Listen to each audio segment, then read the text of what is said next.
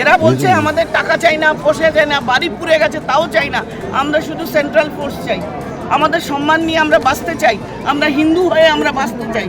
এদের একটাই দোষ, এরা হিন্দু। সেই কারণে বেছে বেছে এদের ঘর পোড়ানো, সম্পত্তি লুট, মান সম্মান লুট।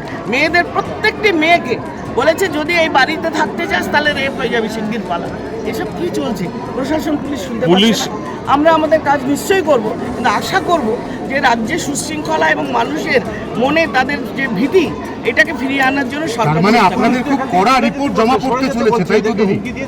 পুলিশ হুমকি নয়, পুলিশ খেতে দিচ্ছে না, ভাতে মারছে।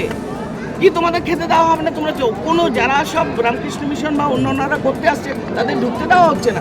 আপনারা দেখেছেন মিডিয়া ঢুকতে দেওয়া হচ্ছে না, কি মিডিয়া খবরটা বাইরে দিয়ে দেবে। এইভাবে যে একটা ধামাচাপা দিয়ে যেভাবে মানুষকে নিপীড়নের ভেতর দিয়ে যে সরকার, যে রাজ্য চলছে, মেয়েদের যেভাবে ডিল করা হচ্ছে, আমি তার তীব্র প্রতিবাদ।